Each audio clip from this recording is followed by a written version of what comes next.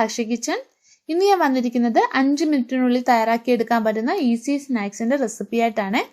അപ്പോൾ അത് ചെയ്തെടുക്കുന്നത് എങ്ങനെയെന്ന് നോക്കാം. സ്നാക്സ് തയ്യാറാക്കാനായിട്ട് 1 കപ്പ് ഗോതമ്പൊടി എടുത്തിട്ടുണ്ട്. ഇതൊരു മിക്സിംഗ് ബൗളിലേക്ക് നമുക്ക് ഇട്ട് കൊടുക്കാം. ഇനി ഇതിലേക്ക് വേണ്ടത് മധുരത്തിന് ആവശ്യമായിട്ടുള്ള ശർക്കരയാണ്. ഇത് 1/2 കപ്പ് ശർക്കര ഉരുക്കിയെടുത്തതാണ്. അഴുക്കുള്ള ശർക്കരയാണെങ്കിൽ നിങ്ങൾ ഉരുക്കിയതിന് ശേഷം അരിച്ച് ഇതിലേക്ക് ചേർത്ത് കൊടുക്കുക.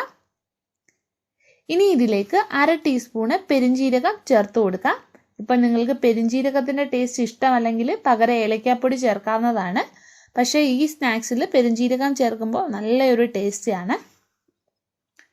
ഇനി മധുരം ബാലൻസ് ചെയ്യാൻ വേണ്ടിയിട്ട് സ്വല്പം ഉപ്പും കൂടി ചേർക്കാം.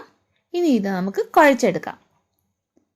അതിന് കുറച്ച് വെള്ളം കൂടി ഇതിലേക്ക് ഒഴിച്ചു കൊടുക്കാം. ഞാൻ ശർക്കര എടുത്ത ബൗളിലേക്ക് തന്നെ കുറച്ച് വെള്ളം ഒഴിച്ചിട്ടാണ് കുഴച്ചെടുക്കുന്നത്. ഈ പരുവത്തിൽ വേണം ഇത് കുഴച്ചെടുക്കാൻ വേണ്ടിയിട്ട്. ഇനി ഇതിലേക്ക് സ്വല്പം ബേക്കിംഗ് സോഡയും കൂടി ചേർത്ത് കൊടുക്കാം. എന്നിട്ട് നല്ലോണം ഒന്ന് ഇളക്കിയെടുക്കാം. ഇനി ഇത് സ്വല്പം വെള്ളം കയ്യിൽ നനച്ചിട്ട് ചെറിയ ഉരുളകളാക്കിയിട്ട് നമുക്ക് ഫ്രൈ ചെയ്തെടുക്കണം.